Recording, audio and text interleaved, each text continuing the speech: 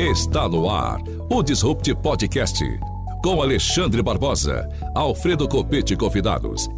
Informações acessíveis sobre inovação, tecnologia e direito em um formato dinâmico e simples. O Disrupt Podcast está no ar. Olá, meus amigos, olá, minhas amigas. Estamos em mais um Disruptcast, agora recebendo Alexandre Barbosa, entrando no laço.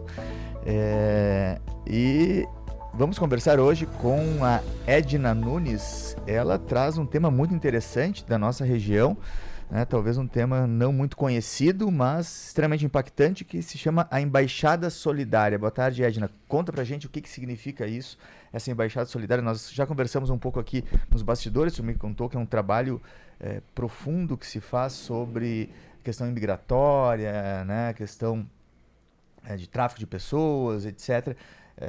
Explica pra gente. Boa tarde. Boa tarde, é um prazer estar aqui na cidade de Cascavel, em especial neste momento falando com toda a população.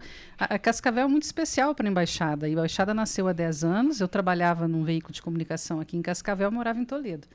E eu entendi a dificuldade da migração ali por Sede Alvorada. Então, a Embaixada nasceu na 467 entre Toledo e Cascavel. Então, eu fazia bastante esse trecho, exatamente por isso que contei. E, naquele momento, conhecia as haitianas, as africanas que vinham no metropolitano para trançar cabelos na rodoviária de Cascavel. Então, eu sempre acredito a natalidade da Embaixada entre essas duas cidades tão importantes aqui da região oeste. Então, com muito carinho, hoje eu venho contar um pouquinho dessa história, para quem ainda não teve contato. Quem sabe quem vê todos esses países aqui pela região oeste, hoje já é cerca de 30% da nossa mão de obra, então não é mais uma questão apenas social, mas é uma questão econômica que nós temos, uma das questões mais importantes na pauta econômica da região oeste do estado do Paraná é a questão do trabalho migratório. E quando a gente fala em trabalho, a gente vai precisar lembrar que a pessoa vem antes. Então, antes de trabalhar, ela existe, ela vai na escola, ela utiliza a nossa saúde, ela também precisa da nossa amizade, da nossa inclusão.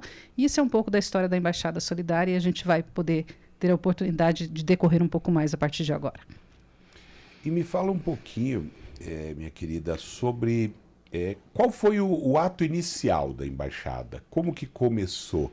O que te deu o start? Falou, opa, peraí, nós temos que criar um lugar adequado para ajudar essas pessoas que vêm de fora. Qual foi ali a exata gênese do negócio? É uma pergunta muito interessante que já me colocou assim para pensar durante algumas noites. Até muito pouco tempo antes, nós terminamos de produzir agora um documentário com a história da Embaixada e vai se transformar em livro até julho do ano que vem. Chama o primeiro livro A Dor Francesa e o segundo volume Chegadas, que é o título do documentário.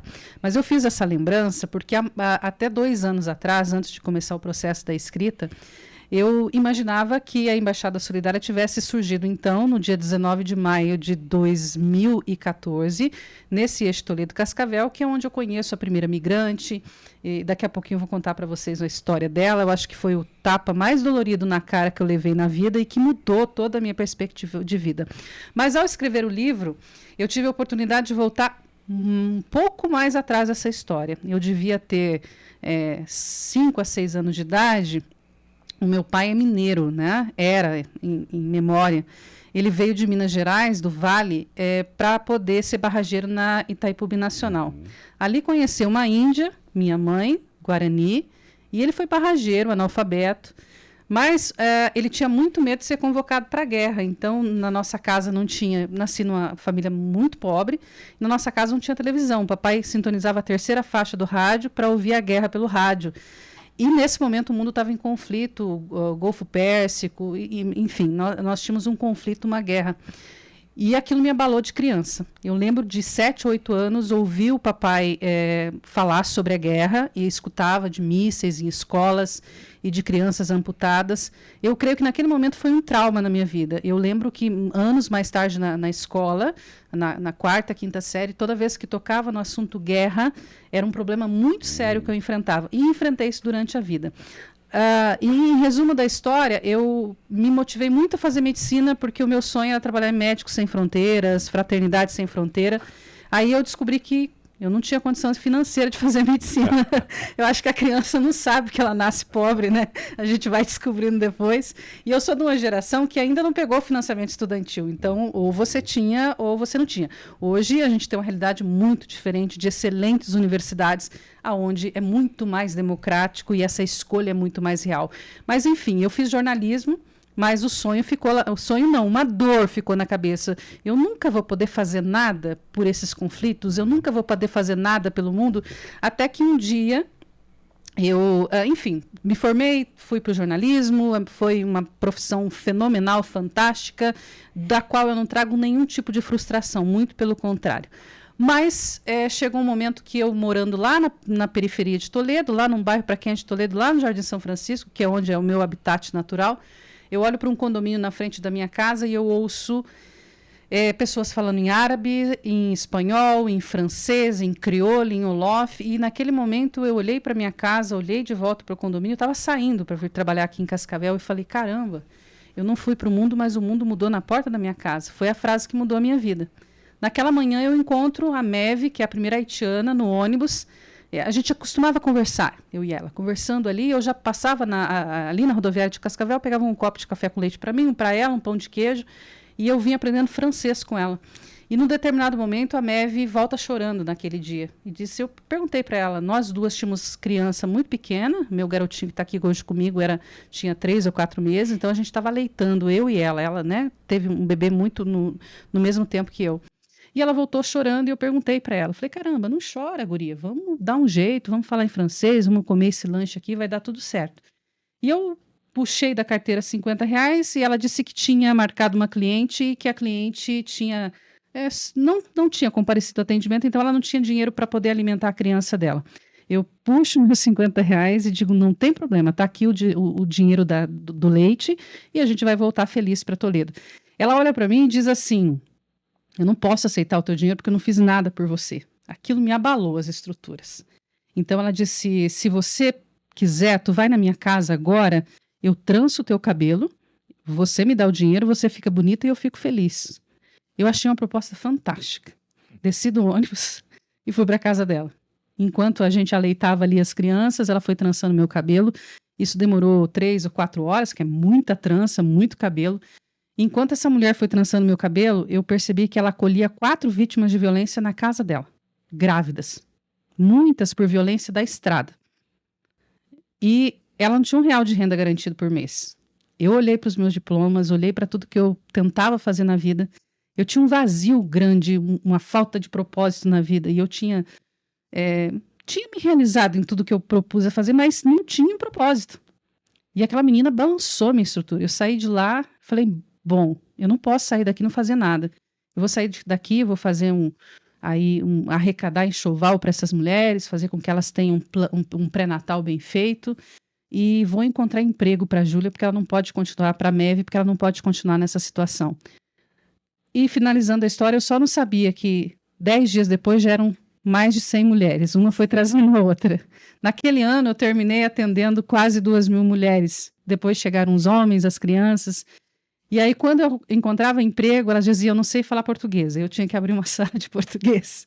Aí eu usei a minha família, usei no bom sentido, né? Fui colocando todo mundo para trabalhar. Chegou um momento que tinha mais migrante do que voluntário. Eu falei, eu vou ter que dar um passo além. Aí que entra a universidade na vida da embaixada, que foi determinante. Por isso que hoje, mesmo numa agenda mais corrida, mesmo estando, enfim, né, em trânsito sempre, o espaço das universidades na embaixada é sagrado. Então, eu acho que é a instituição no oeste do Paraná que mais tem trabalhos de mestrado, doutorado, pesquisas, e a sensibilização também em todas as universidades. A gente para tudo e vai para a universidade. Eu explico agora por que, finalizando aqui essa questão.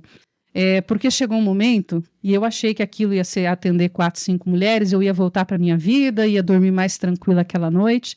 Eu precisei ir para a universidade porque não tinha dinheiro para RH. E eu precisava de pessoas para trabalhar, precisava de alguém que desse aula de português, eu precisava dos advogados para que pudesse, né, no advocacy, que pudesse documentar essas pessoas. Então eu precisei da assistência social, do psicólogo, de tudo eu precisava. Aí cheguei na universidade e escutei uma frase assim, você tem um CNPJ?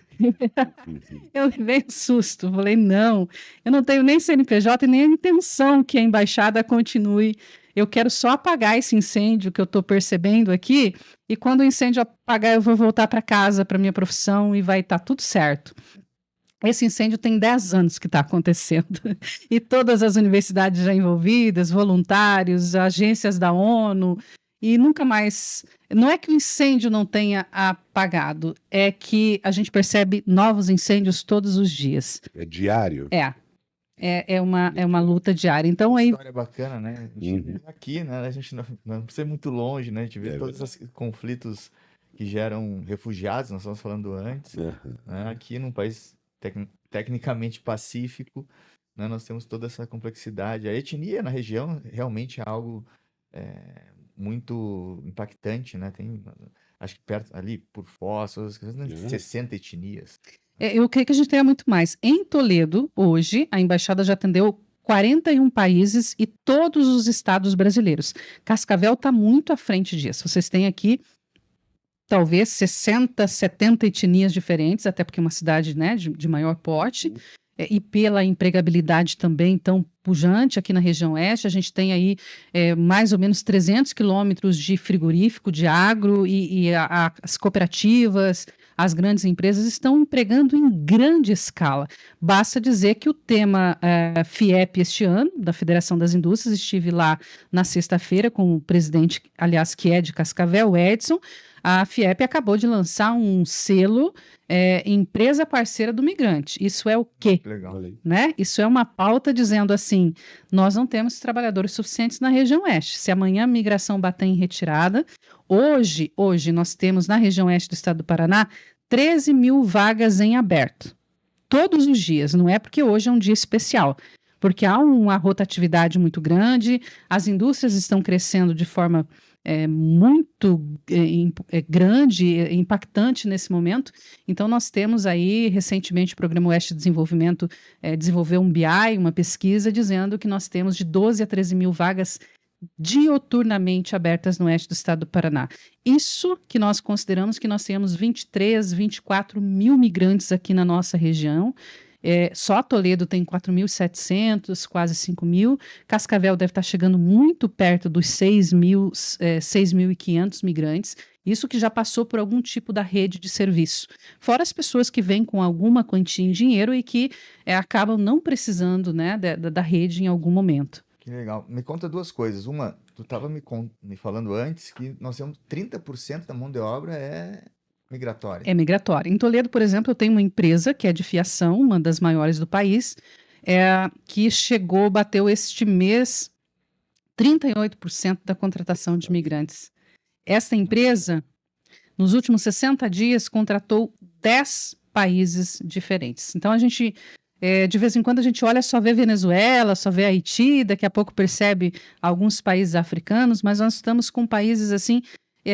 lá na embaixada, e o dia que vocês estiverem por Toledo, eu quero ter a honra de recebê-los lá, nós temos uma bandeira de cada país na parede, né, para que a gente mapeie isso o tempo todo, até porque quando a gente percebe, principalmente pelo noticiário ou outros, né, nichos de informação, que um país está entrando em algum colapso geopolítico, ambiental, a gente já começa a se preparar para receber esse país. E nós temos aí mais ou menos mapeado na embaixada que de 3 a 4 meses, por exemplo, nós temos uma situação de guerra, uma situação de conflito, uma questão de perseguição religiosa. De 3 a 4 meses, esse imigrante, de alguma forma, ele vai parar aqui no oeste do estado do Paraná. Pode ser que ele vá para outras regiões do país, mas houve um impasse em Toledo muito grande. Por que os migrantes vêm para cá? Será que é a presença da embaixada? Será que é isso? Não, é a presença do que eles estão fugindo do país deles. A grande maioria do refugiado, do migrante, ele sai porque ele não tem emprego, porque as condições climáticas são péssimas, ou porque ele tem perseguição política ou religiosa.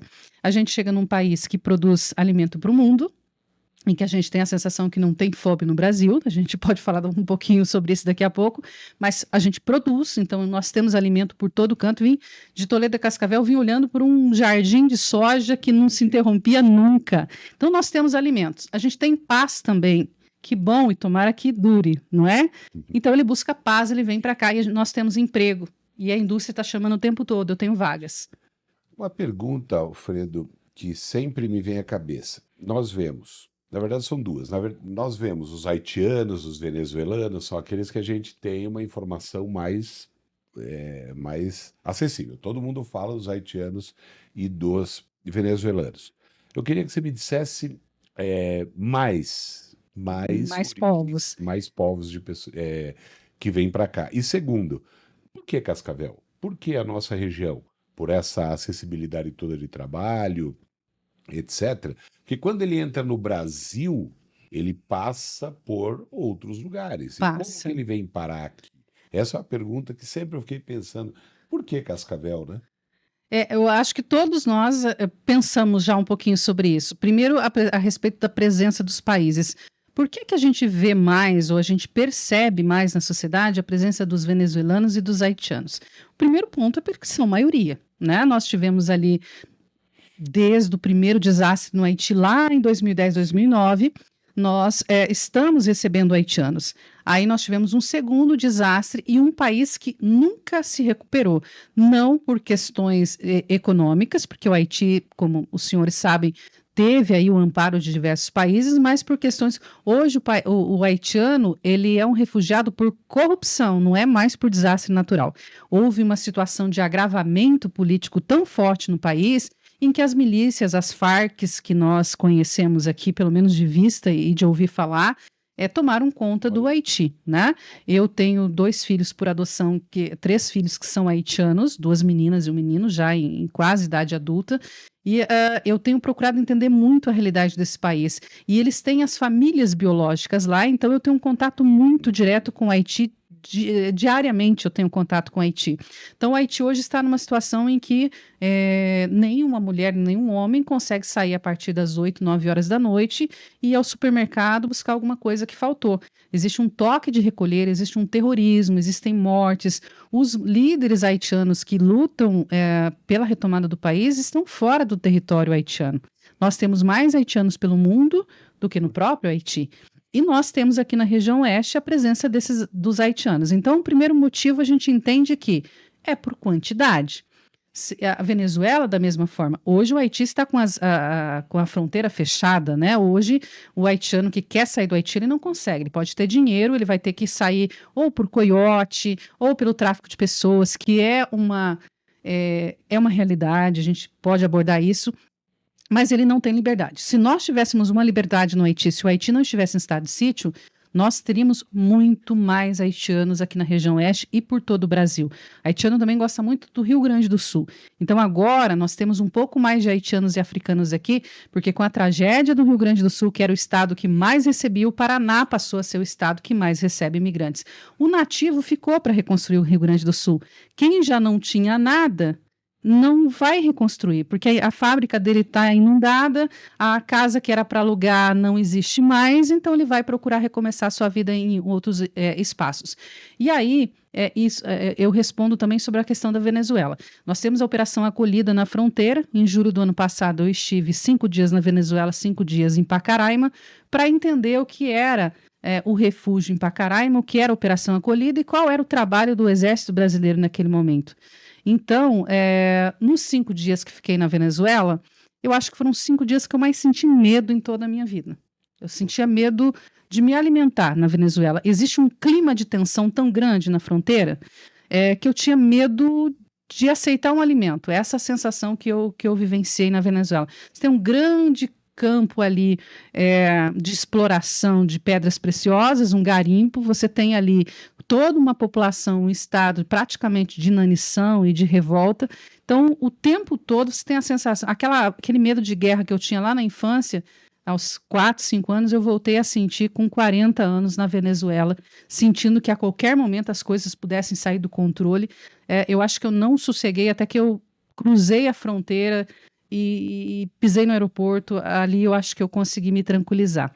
E aí, sobre as etnias presentes aqui na região oeste, Nós temos egípcios, nós temos afegãos, nós temos ucranianos, nós temos poloneses, uma coisa que talvez dificilmente alguém imagina. A embaixada tem registro de atendimento de chineses, de japoneses, pessoas que saem pelo mundo, têm um plano, chega em algum momento, esse plano dá errado e ela vai precisar... Nós temos atendimento da Alemanha na embaixada. Então, assim, não são apenas os países periféricos, não são existe quando o teu país entra em conflito e você é convidado a se retirar de uma hora para outra ou se refugiar, e existe quando a tua vida entra em colapso e que você está em outro país e que precisa se refugiar. Por isso é que a embaixada amplia o seu atendimento para o migrante interno, então aquele que vem da região norte, nordeste, enfim, de todas as regiões.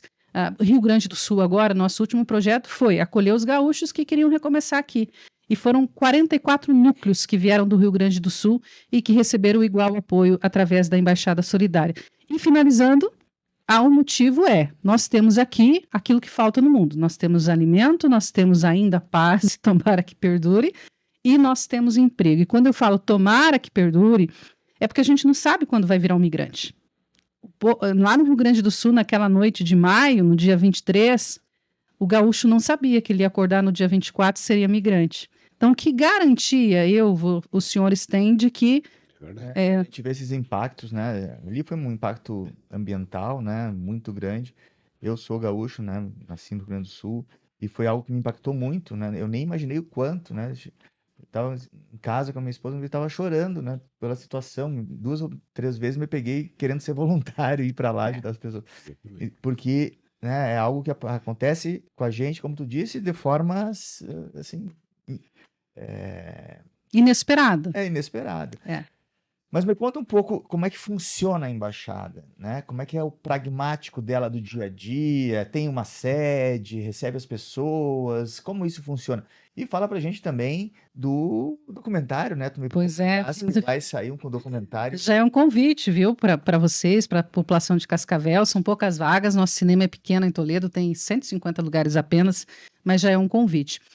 A embaixada, então, ela é não gov, então nós não recebemos nenhum real de recurso público para as nossas despesas. Outro dia eu estava participando de um programa assim, muito similar a esse formato e o apresentador me perguntou, falou assim, o que você diria para as pessoas que querem assim, dar início a uma causa social como você fez? Eu falei, enlouqueçam, porque... não tem muito outro caminho. Então, assim, em determinado momento eu precisei deixar a minha profissão e me reinventar de outra forma, porque todo o trabalho na embaixada é voluntário, todas as pessoas que atuam lá, de médicos, advogados, jornalistas, cozinheiros, até a nossa limpeza acontece de forma voluntária. Então, assim, é uma maluquice, né? Nós não temos, então, verba do município, nós não temos verba do estado e nós não temos verba da União. Eu posso explicar a minha teoria, a embaixada até hoje não conseguiu acessar uma emenda parlamentar, nenhuma. Eu tenho uma leve desconfiança que os migrantes não votam, então fica difícil a conta fechar, né? Mas, assim, nós estamos aí muito firmes, inclusive quero parabenizar o trabalho da Polícia Federal em Cascavel. Tem muita gente que critica, mas eu sou uma defensora porque quando comecei há 10 anos atrás, a gente levava 60 dias para documentar um migrante. Então, nós temos feito um trabalho junto com as universidades, e aí parabenizar a universidade também. Esse prazo está em 10, 12 dias, essa pessoa está apta para trabalhar, ela tem uma identidade, ela pode dizer assim, eu sou a Marie, eu sou o Seino, e está aqui a minha documentação e eu posso acessar a saúde, eu posso trabalhar. E nisso a gente está aproveitando para naturalizar essa galera, porque quem sabe, tendo o poder do voto, a gente vai conseguir mudar essa situação. Mas é desafiador. Então, como é que funciona a embaixada? Eu falo que a gente sustenta esse projeto humanitário como os incas e os maias sustentavam. A gente tem um pequeno bazar e primeiro a gente veste o migrante, a gente deixa ele bonitão, muito digno.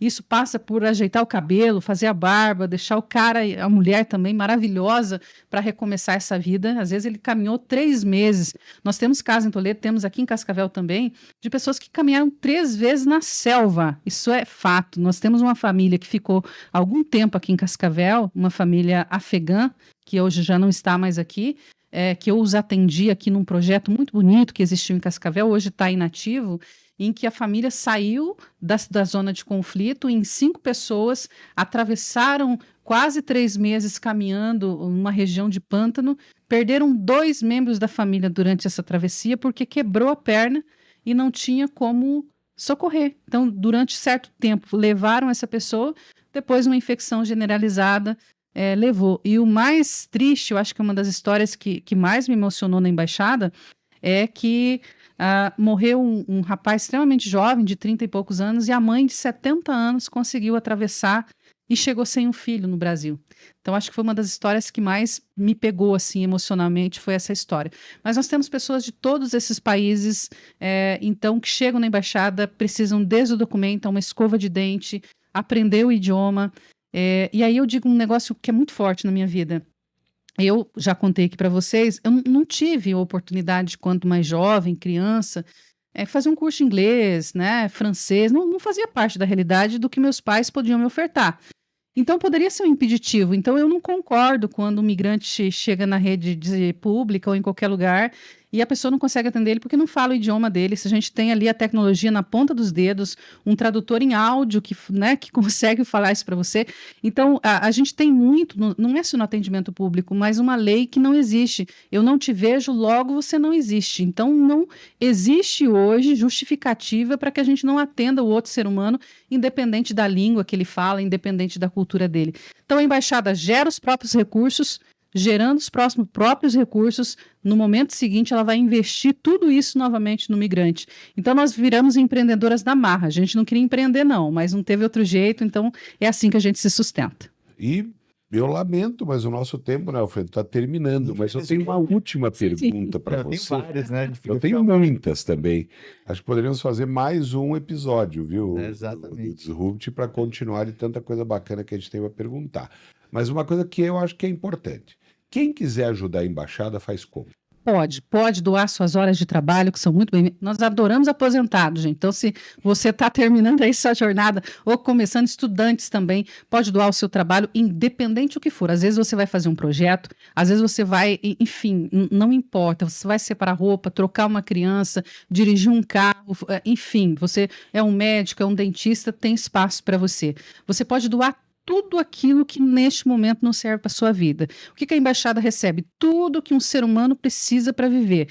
Desde um brinquinho que vai enfeitar uma refugiada que está chegando, até o alimento que vai na mesa dela. Tudo, o esmalte na unha que você não utiliza. Mas não é fútil, não, é dignidade. Às vezes é aquilo que ela precisa para recomeçar. E nós estamos nessa disposição. Se quer fazer também uma contribuição financeira, pode. Nós temos nas nossas contas auditadas, controladoria. Acabamos de implantar o sistema de governança, ISG, dentro da instituição. Estamos atingindo, nesse momento, 15 das 17 ODSs. Então, acabamos de conquistar o selo SESI, FIEP, neste fim de semana. Então, pode ajudar financeiramente dessa forma. Empresas parceiras, universidades que queiram estágio conosco. Então, de todas essas formas, até compartilhando o nosso material nas redes sociais, você consegue mudar o mundo. Deixa suas redes, contato, embaixada, o que tu site, tudo. E onde fica a embaixada? Fica em Toledo, na Rua São João. Para quem não conhece muito, é a Rua da BRF, lá perto da cervejaria que tem em Toledo. Então, ali tem a Embaixada Solidária. Rua São João, 7871. É uma casa amarela maravilhosa, toda pintada por artistas cubanos e colombianos. Então, é uma casa com alma. E que não vai perder a imagem de casa. Nós não queremos ser uma entidade, uma instituição, nós queremos ser uma casa, a casa de todos os povos. E eu gostaria de convidar também, dia 22, às 13 horas, sem custo nenhum, no Cinema de Toledo, a exibição do documentário Chegadas. Vai ser uma oportunidade linda para que as pessoas conheçam a história da Embaixada Solidária. E para quem não conseguiu ingresso no cinema, nós vamos exibir no mesmo horário através do YouTube, pelas redes sociais da Embaixada Solidária. Então, nós vamos democratizar o conhecimento. Rapidinho, para encerrar, fala as redes sociais para a turma seguir. Embaixada Solidária Toledo. Digitou, vai nos encontrar lá, se conecte, e para se oferecer como voluntário é só deixar lá no direct uma mensagem, você vai receber uma convocação de mudar o mundo junto com a Embaixada Solidária. Excelente. Muito bem, muito obrigado. Olha, gostei Edna. muito da conversa, sensacional. E semana que vem tem mais, Alfredo? Disruptcast às 4h30 4h30, eu prometo não chegar atrasado. na CBN. Um abraço, Um gente. abraço. Tchau. Um abraço. Você ouviu na CBN Disrupt Podcast com Alexandre Barbosa e Alfredo Copete.